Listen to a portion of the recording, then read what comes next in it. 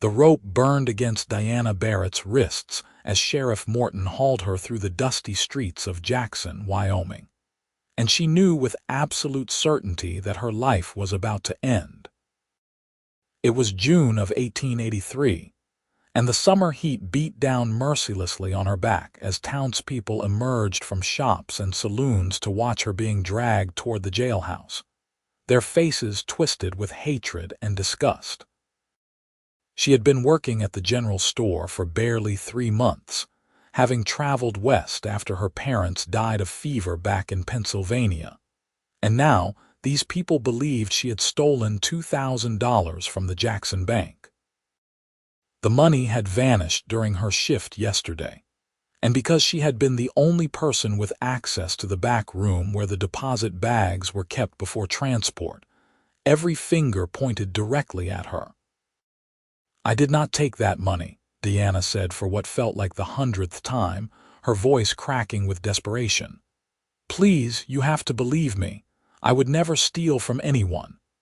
Sheriff Morton, a heavy-set man with a thick gray mustache, yanked her forward with unnecessary force. "Save it for the judge, girl.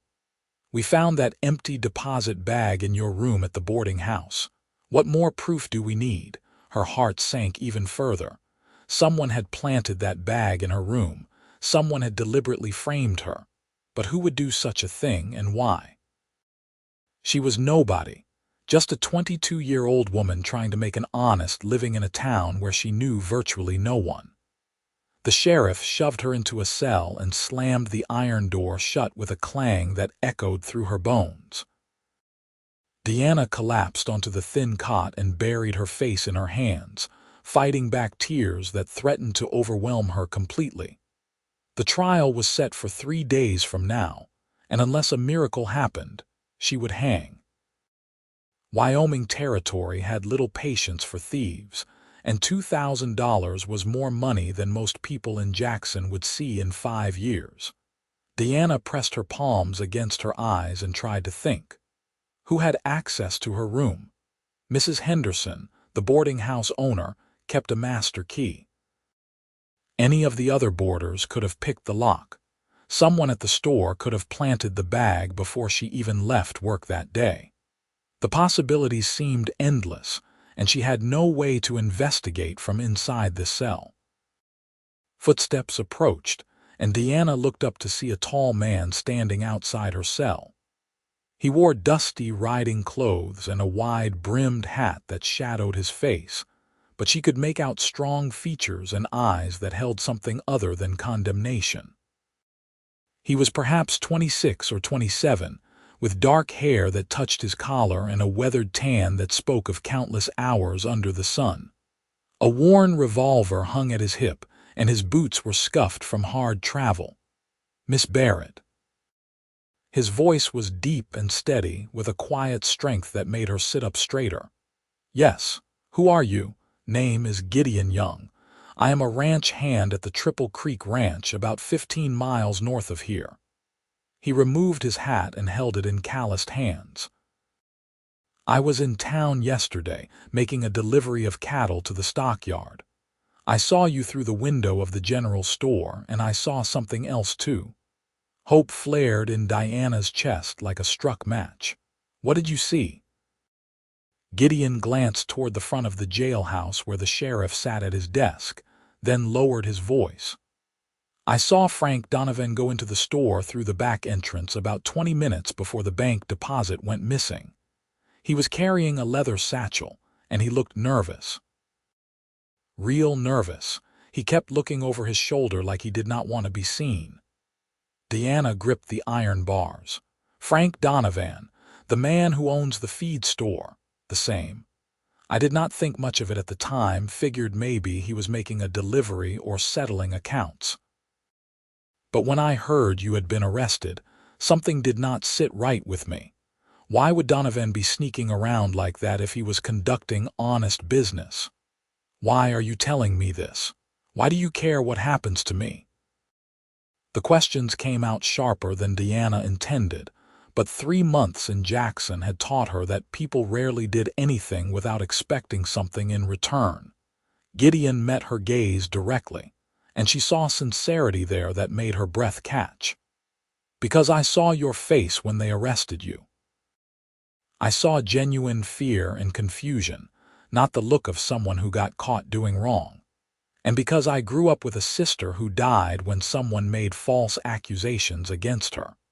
She was innocent too, but nobody bothered to find out the truth until it was too late. I will not stand by and watch that happen again if I can help it." The pain in his voice was raw and real, and Deanna felt something shift inside her chest. This stranger believed her. After all the hateful stares and venomous words from the townspeople, here stood someone who actually thought she might be innocent. Her eyes burned with unshed tears, but she blinked them back fiercely. "What are you going to do?" she whispered. "I am going to find proof. If Donovan is behind this, there has to be evidence somewhere. Men who do wrong always make mistakes." Gideon settled his hat back on his head. "I need you to tell me everything you remember about yesterday. Every detail, no matter how small." Deanna took a shaky breath and forced herself to think past the panic. "I arrived at the store at 7 in the morning like always. Mr. Peterson, the owner, was already there. He asked me to organize the new shipment of fabric that had come in the day before. I was in the front room doing that for most of the morning. Around 11, Mr. Peterson told me he was going to the bank to discuss the deposit. He left me alone in the store. How long was he gone? About 40 minutes. A few customers came in during that time, nothing unusual. Mrs. Chen bought thread and buttons. Old Mr. Rafferty looked at the new saddles but did not buy anything. When Mr. Peterson came back, he seemed agitated. He told me the bank was expecting the deposit by 2 o'clock and that I needed to make sure nobody went into the back room where he had left the deposit bags." Gideon leaned closer. "Did anyone try to go back there?" "No, I do not think so. I had to help customers restock shelves. I was not watching the back door every single second." Fresh guilt washed over Deanna. "Maybe someone did slip in while I was distracted." "That is not your fault. You were doing your job." Gideon's voice was firm. "What time did you notice the money was missing?" "Mr. Peterson discovered it around 1:30 when he went to prepare the deposit for transport. He started shouting immediately, asking me what I had done with it. I had no idea what he was talking about. Then he searched the back room and found the empty bag, the one that had held the $2,000. Sheriff Morton arrived minutes later, and they searched my person right there in the store. When they did not find the money on me, they went to the boarding house and found the empty bag in my room, hidden under my mattress." "Convenient," Gideon muttered. "Too convenient. Someone wanted to make sure you took the fall for this." He straightened. "I am going to talk to some people, see what I can find out about Donovan's activities yesterday. Do not lose hope, Miss Barrett. The truth has a way of coming out if someone is willing to dig for it."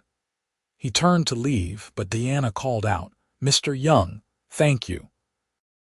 Even if you do not find anything, thank you for believing me."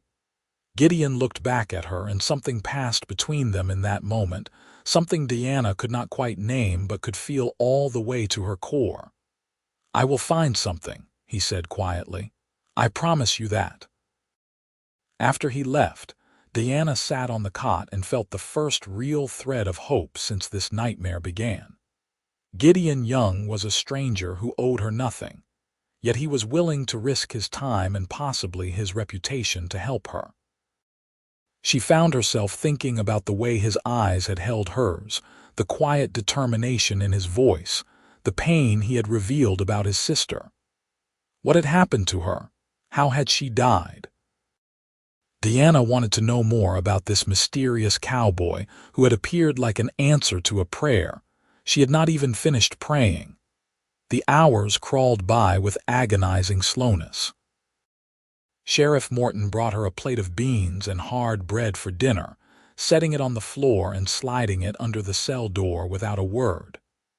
Deanna forced herself to eat, knowing she needed to keep her strength up, but the food tasted like dust in her mouth. As darkness fell outside, she lay on the cot and stared at the ceiling, listening to the sounds of Jackson settling in for the night. Somewhere out there, Gideon Young was searching for the truth. Deanna held onto that thought like a lifeline. Morning came with harsh sunlight streaming through the small barred window. Deanna had barely slept, her mind churning through possibilities and fears. What if Gideon could not find anything? What if Frank Donovan had covered his tracks too well? What if she really was going to hang for a crime she did not commit? The front door opened, and Deanna heard voices. One belonged to Sheriff Morton, and the other made her pulse quicken. Gideon. She sat up quickly, pressing close to the bars to hear better. "I am telling you, Sheriff, something is not right about Frank Donovan's story," Gideon was saying. "I checked with the freight office.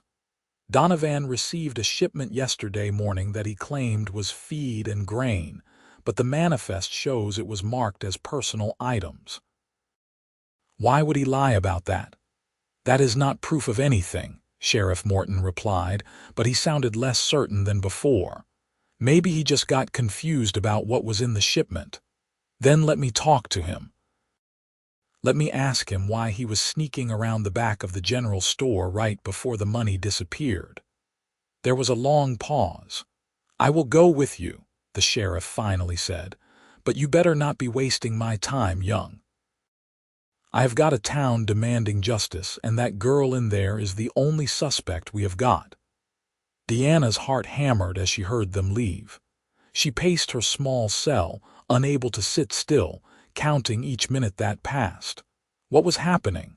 Had they found Donovan? Would he confess, or would he lie his way out of it? The waiting was torture, each second stretching into an eternity.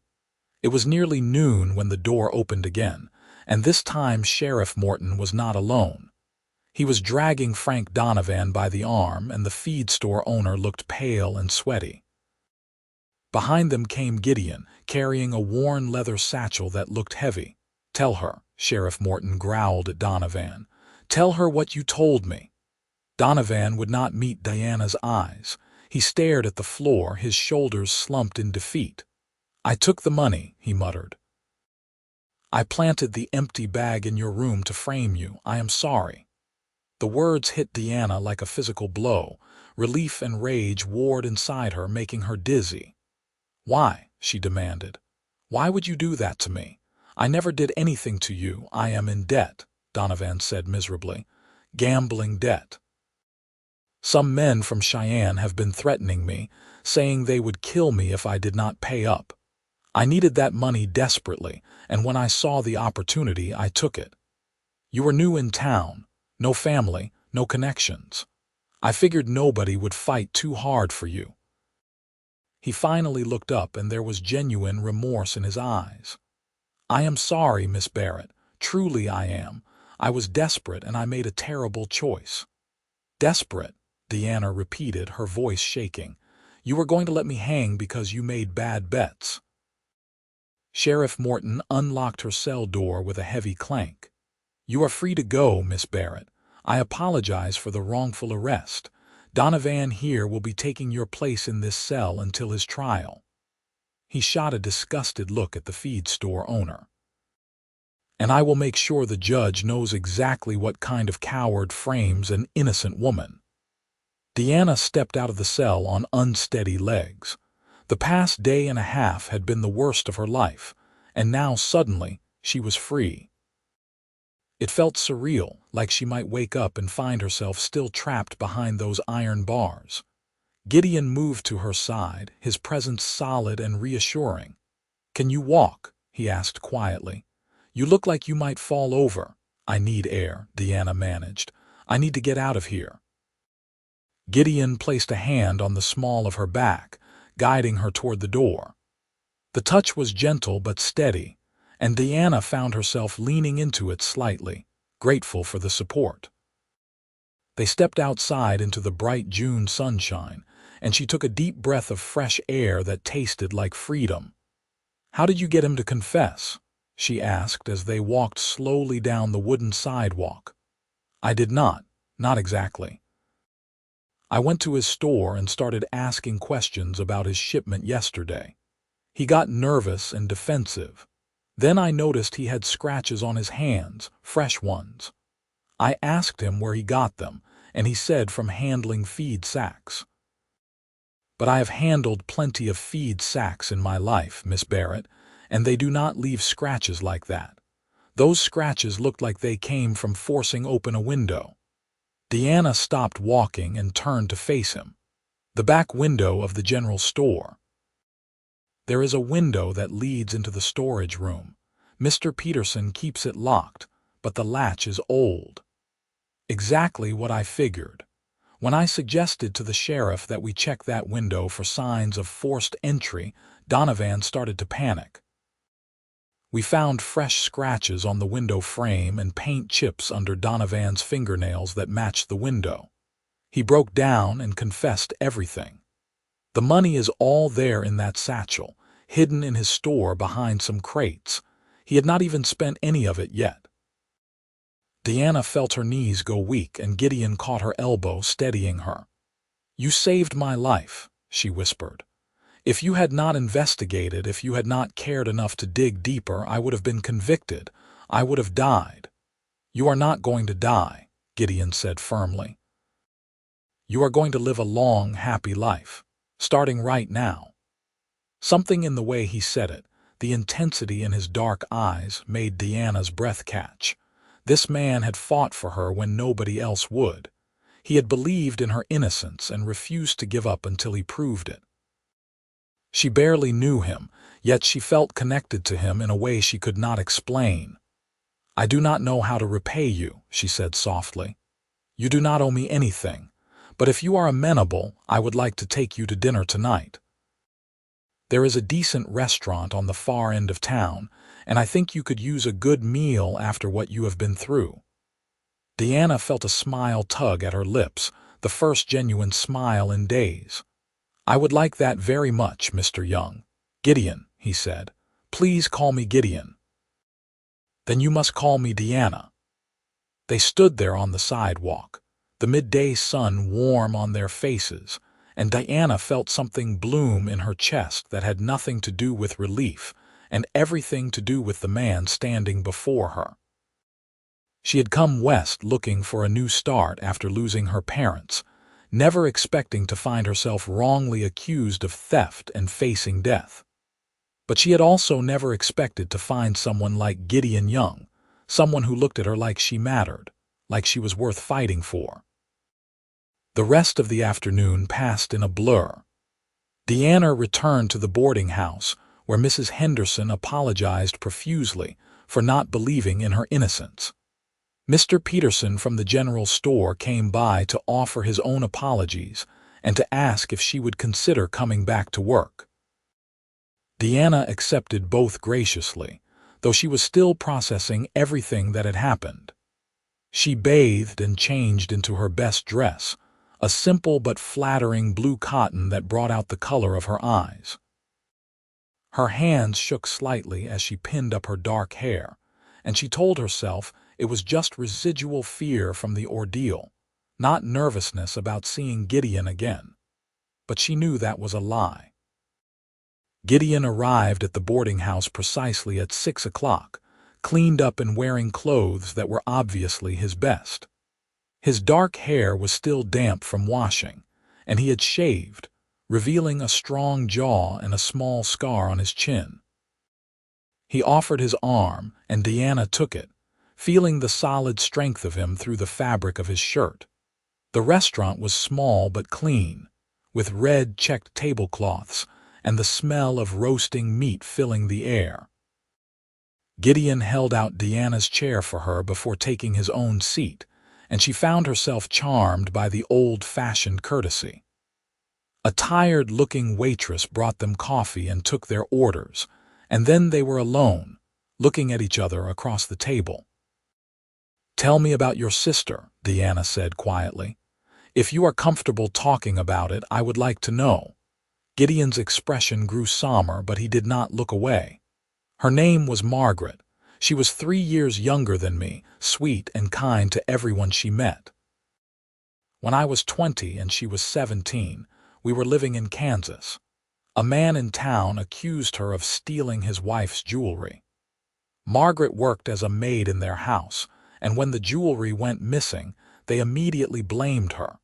Nobody would listen when she said she was innocent. Our parents had died years before, and we had no money for a lawyer." He paused to take a sip of coffee, and Deanna saw the muscle in his jaw tighten. "They locked her up, just like they did to you. She was terrified, barely ate, could not sleep. I tried everything I could think of to prove her innocence, but I was just a ranch hand with no influence or connections. The trial was quick, and they found her guilty. She was sentenced to 5 years of hard labor." Diana reached across the table and placed her hand over his. "What happened to her? She lasted 6 months. The conditions were brutal and she got sick, pneumonia. By the time they let me see her, she was already dying. She passed away in my arms, still swearing she had not taken those jewels." Gideon's voice was rough with old grief. 2 years later, the woman whose jewelry had gone missing was moving to California. When they were packing up the house, they found the jewelry hidden in a wall safe that the woman had forgotten about. She had put it there herself and forgotten. My sister died for nothing. "Oh, Gideon," Deanna breathed, her eyes filling with tears. "I am so sorry. That is horrible. It taught me that the truth matters more than anything else in this world, and that innocent people need someone to fight for them, because the system does not always work the way it should." He turned his hand over and squeezed Deanna's gently. "When I saw what was happening to you, I knew I had to try. I could not save Margaret, but maybe I could save you. You did save me. You absolutely did." Deanna blinked back tears, overwhelmed by the depth of what he had shared with her. This man had been carrying around pain and guilt for years, and he had channeled it into helping her. She had never met anyone like him. The waitress brought their food, breaking the intensity of the moment. They ate slowly, conversation flowing easily between them now that the emotional barrier had been broken. Gideon told her about his work at the Triple Creek Ranch, about the beauty of the Wyoming landscape, and the satisfaction of working with cattle and horses. Deanna told him about growing up in Pennsylvania, about her parents who had run a small bakery, about how she had felt both terrified and liberated when she decided to travel west after their deaths. "What made you choose Jackson?" Gideon asked. "Honestly, I stuck a pin in a map." Deanna laughed at the memory. "I wanted to go somewhere completely different from everything I had known. I wanted mountains and open spaces and the possibility of reinventing myself. I suppose I got more adventure than I bargained for." "Do you regret coming here, after everything that happened?" Deanna considered the question seriously. 2 days ago she would have said yes without hesitation. But now, sitting across from this remarkable man who had changed everything, she found her answer was different. "No, I do not regret it. Terrible things happened, but I also met you. And I learned that there are still good people in the world, people who will stand up for what is right even when it is difficult." Gideon's eyes softened. "I am glad you are here, Deanna. Even though I hate what you went through, I am glad our paths crossed." They lingered over dinner far longer than necessary, neither wanting the evening to end. When they finally left the restaurant, the sun was setting behind the mountains, painting the sky in shades of orange and pink. Gideon walked Deanna back to the boarding house slowly, their shoulders nearly touching as they strolled through the cooling evening air. At the door, Deanna turned to face him. "When will I see you again? How about tomorrow? It is Sunday, and I do not have to work. We could take a ride out to see some of the countryside if you would like. I could borrow a gentle horse from the ranch for you. I would love that."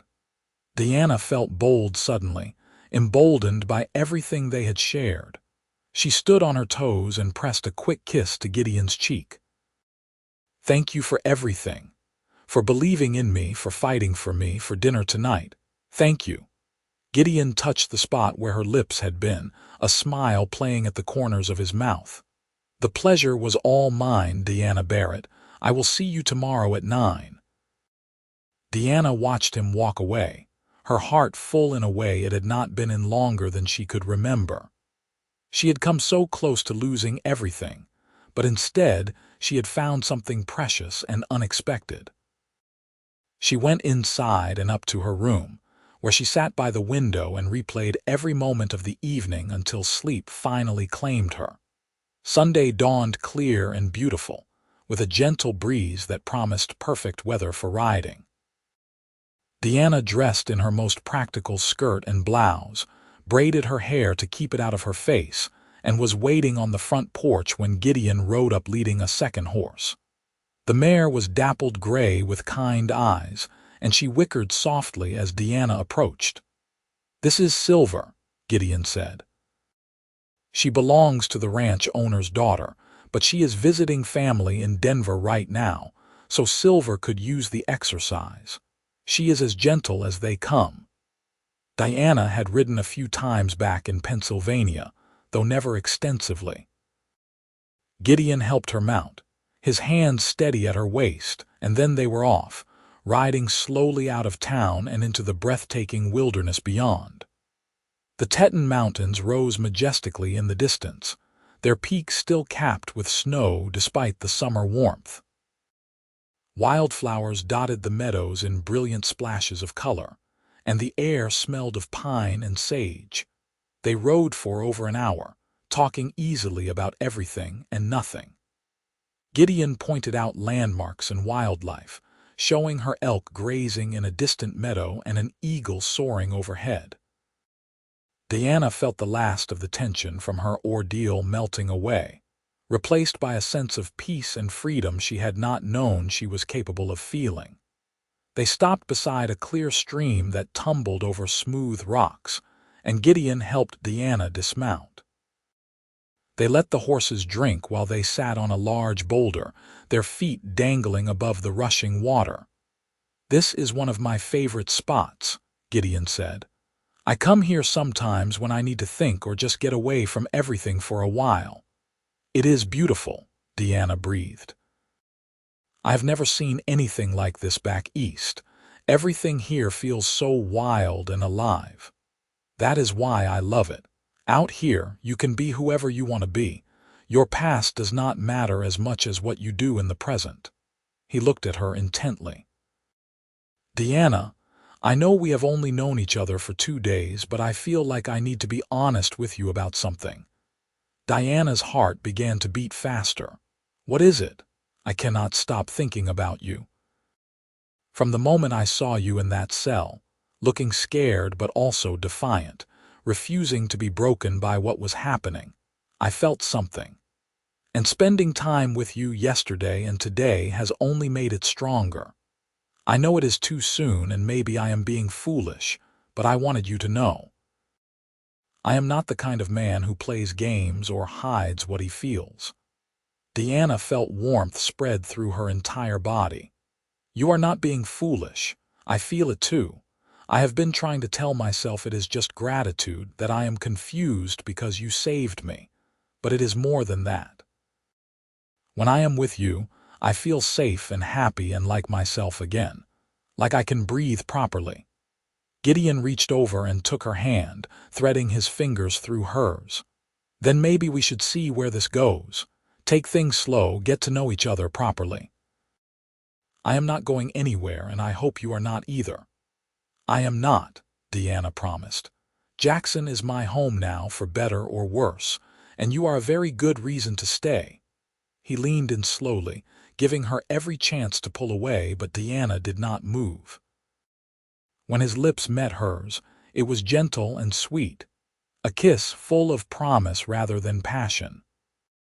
Deanna's eyes fluttered closed, and she let herself feel every bit of it, the warmth of his mouth, the slight scratch of stubble she had missed when he shaved, the way his hand came up to cup her cheek with infinite tenderness. When they pulled apart, both were smiling. Gideon rested his forehead against hers. "I have been wanting to do that since yesterday. I am glad you did." Deanna felt breathless and exhilarated. "We should probably head back before Mrs. Henderson sends out a search party." They rode back to Jackson in comfortable silence, hands occasionally brushing when their horses moved close together. At the boarding house, Gideon helped Deanna dismount, his hands lingering at her waist perhaps a moment longer than necessary. "Can I see you tomorrow evening?" "After you finish at the general store?" "Yes, I would like that very much." And so it began. Over the following weeks, Gideon and Deanna spent every possible moment together. He would ride into town after finishing his work at the ranch, often arriving dusty and tired but always with a smile for her. They would walk through Jackson, sharing meals and conversations, learning each other's rhythms and habits. Gideon taught Deanna more about riding, taking her on longer trips into the wilderness. Deanna shared her love of reading with him, lending him books from the small collection she had brought west with her. The people of Jackson watched the romance bloom with interest. Some felt guilty about how quickly they had condemned Deanna and were happy to see her finding joy. Others whispered that it was too fast, too intense, but Deanna did not care what they thought. For the first time in her life, she was following her heart rather than worrying about appearances or propriety. One evening in late July, Gideon took Deanna to a social dance at the town hall. The room was crowded with ranchers and their families, shopkeepers and their wives, all gathered to enjoy music and companionship. Deanna wore a yellow dress she had made herself, and Gideon could barely take his eyes off her. They danced every dance together, spinning across the floor while fiddles played and people clapped in time with the music. During a slower song, Gideon pulled Deanna close and spoke directly into her ear so she could hear him over the music. "I love you, Deanna Barrett. I think I have loved you since the moment I saw you refusing to let them break your spirit." Deanna pulled back just enough to look into his eyes, her own shining with unshed tears of joy. "I love you too, Gideon Young. You are the best man I have ever known." They kissed right there on the dance floor, and several people cheered. Deanna laughed against Gideon's mouth, feeling happier than she had thought possible. Just 2 months ago, she had been facing death for a crime she did not commit. Now she was in the arms of a man who loved her, surrounded by a community that was slowly accepting her, building a life she had never dared to dream of. As summer turned to autumn, Gideon began talking about the future in more concrete terms. He had been saving money for years, he told Deanna, with the dream of buying his own piece of land someday. The Triple Creek Ranch owner, Mr. Harrison, was getting older and had mentioned he might be willing to sell off a portion of the ranch to the right buyer. Gideon thought he might have enough saved to make a down payment if he could get a fair price. "What would you do with your own land?" Deanna asked one evening as they sat on the porch of the boarding house, watching the first stars appear in the darkening sky. "Raise cattle, maybe some horses." "Build a house, start a family." Gideon glanced at her.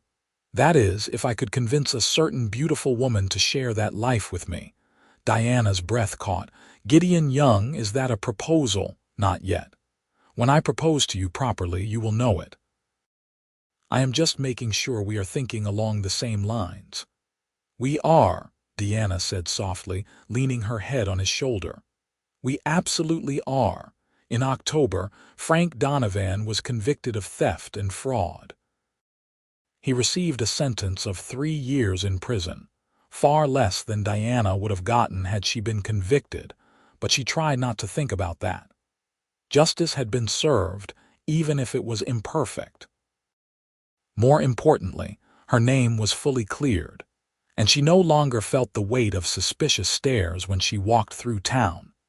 Mr. Peterson offered to make her assistant manager of the general store, with a raise in pay that would help her save money of her own. Deanna accepted gladly, throwing herself into the work with renewed energy. She was good at managing inventory and helping customers, and she found she genuinely enjoyed the work.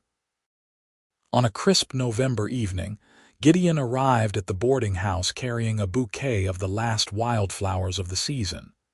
He looked nervous, which was unusual for him, and Diana felt her heart begin to race even before he spoke. "Walk with me," he asked. Deanna grabbed her shawl and took his arm, letting him lead her through the quiet streets to the edge of town. The sun was setting, painting the mountains in shades of purple and gold. Gideon stopped at the same spot where he had first walked her home after dinner, all those months ago. "Deanna, these past 5 months with you have been the happiest of my life. You are strong and kind and brave, and you make me want to be a better man. I talked to Mr. Harrison last week, and he agreed to sell me 200 acres on the eastern edge of the ranch. I have enough saved for the down payment, and I can pay off the rest over the next 10 years. I want to build a life there, a real life with a home and a future. But none of it means anything if you are not beside me." He dropped to one knee, pulling a simple gold band from his pocket. "Diana Barrett, will you marry me? Will you take a chance on a cowboy who loves you more than words can say?" Tears streamed down Diana's face as she nodded vigorously. "Yes, yes, absolutely yes." Gideon slipped the ring onto her finger and stood, lifting her off her feet and spinning her around. Deanna laughed and cried at the same time, burying her face in his neck and holding on tight. When he set her down, they kissed deeply, pouring all their love and hope and dreams into that single moment.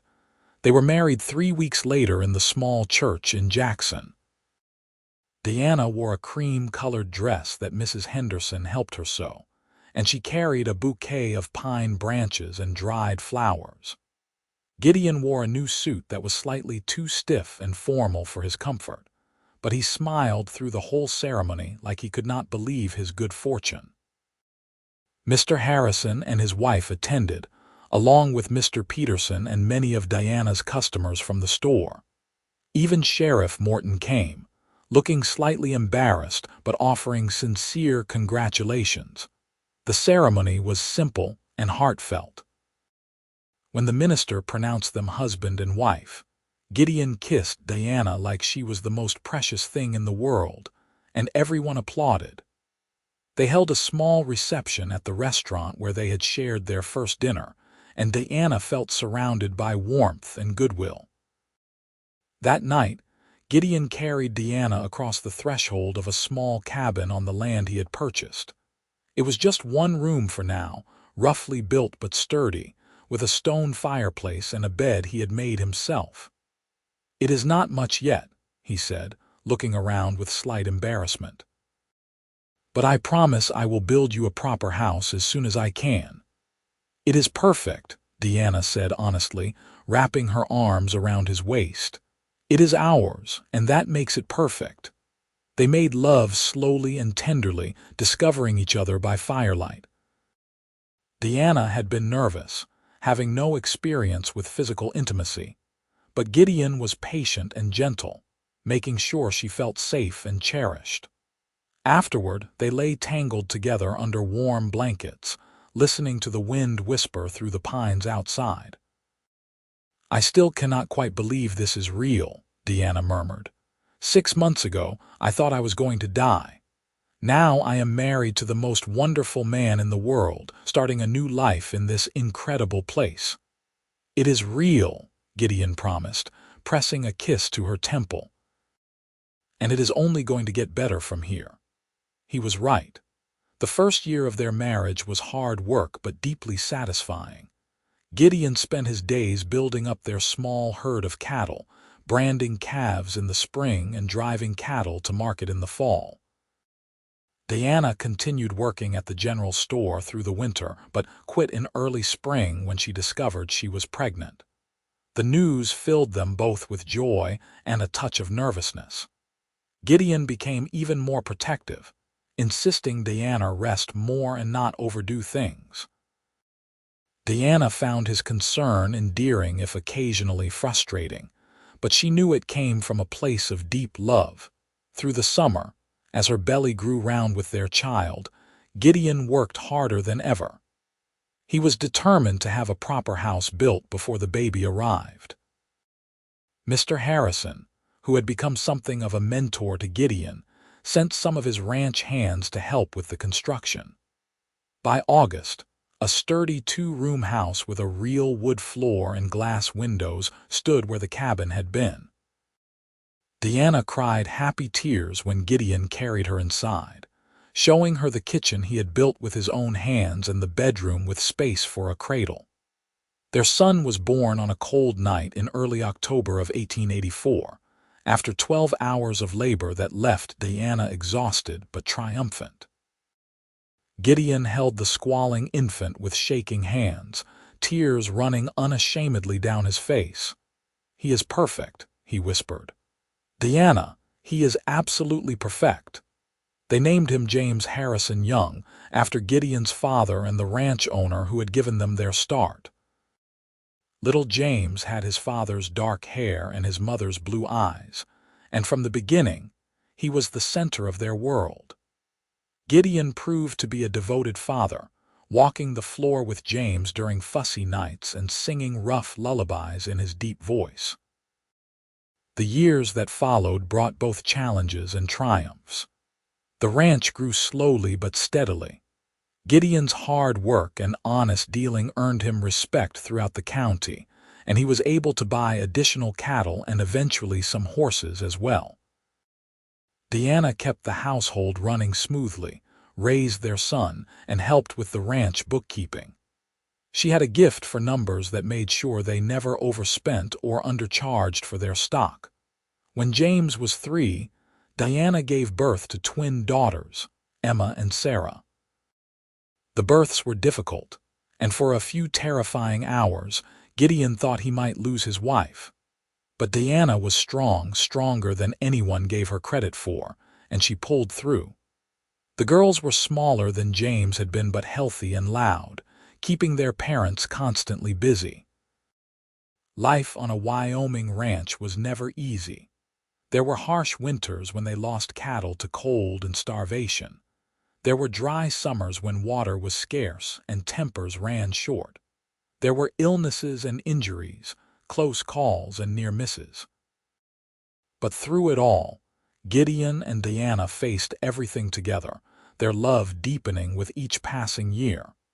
On their 10th anniversary, Gideon surprised Diana by taking her back to the stream where they had shared their first kiss. The children stayed with Mrs. Harrison for the day, giving them rare time alone. They sat on the same boulder, older now but still very much in love. "Do you remember what you said to me that day?" Gideon asked, holding Diana's hand. "I said I felt like I could breathe properly when I was with you," Diana replied, smiling at the memory. "That is still true. You are my heir, Gideon Young. And you are my heart, Diana Young. Everything good in my life started the day I saw you in that jail cell and decided I could not walk away. Best decision I ever made." They kissed, unhurried and deep, tasting of shared history and enduring love.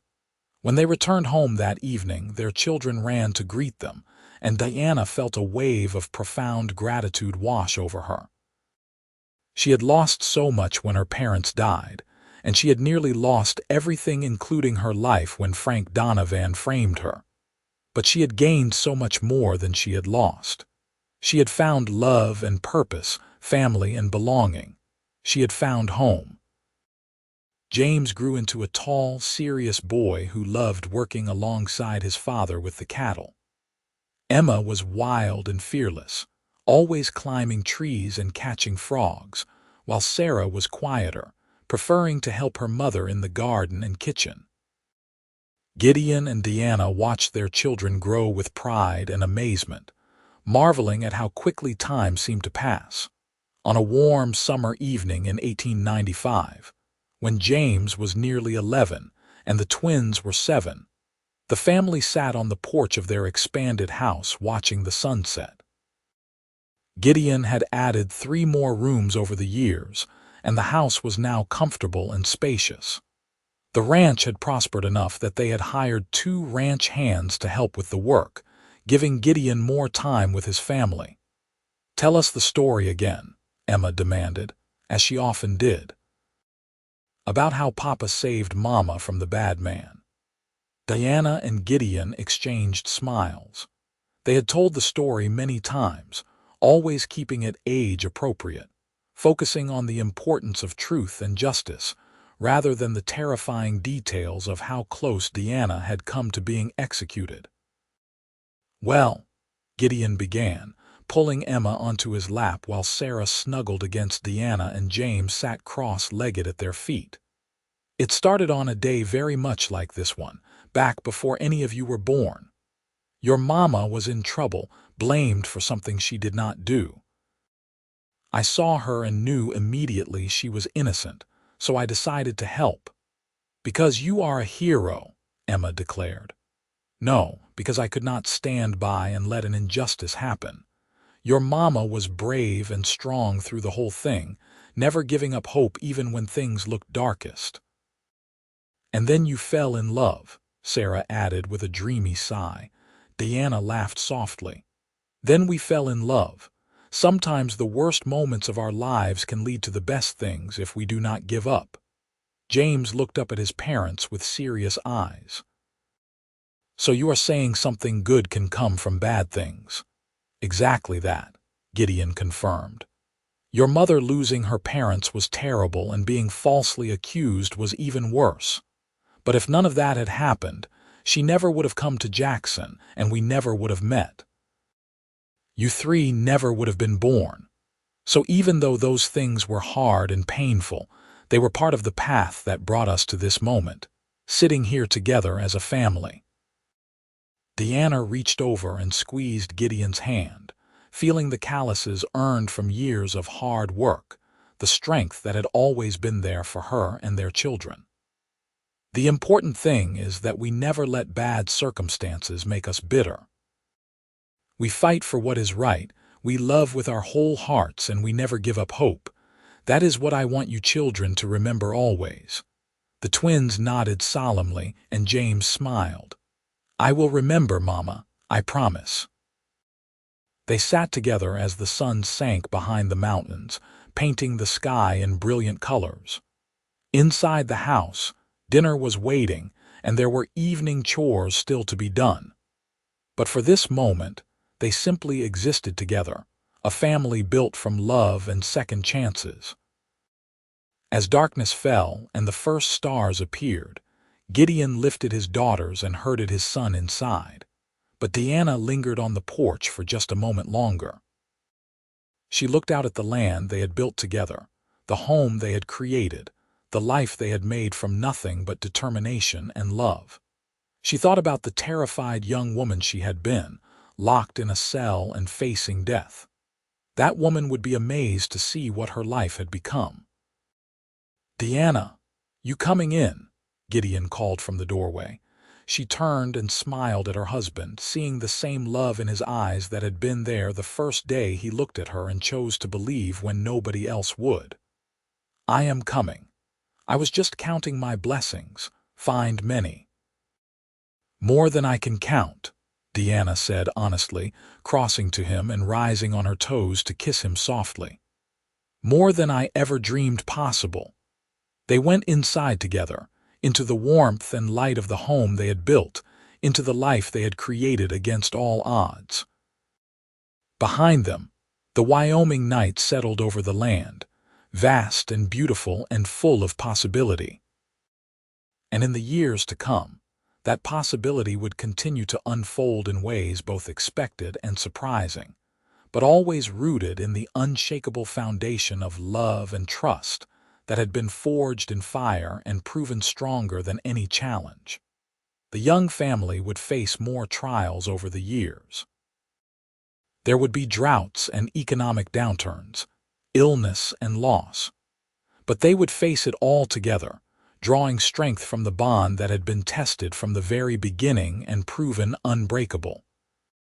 And when Gideon and Deanna were old and gray, sitting on that same porch watching their grandchildren play, they would look at each other and know without words that every moment, every struggle, every triumph had been worth it.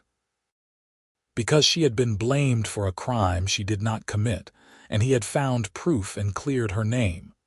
But more than that, he had seen her, really seen her, when everyone else looked away. He had fought for her when she could not fight for herself.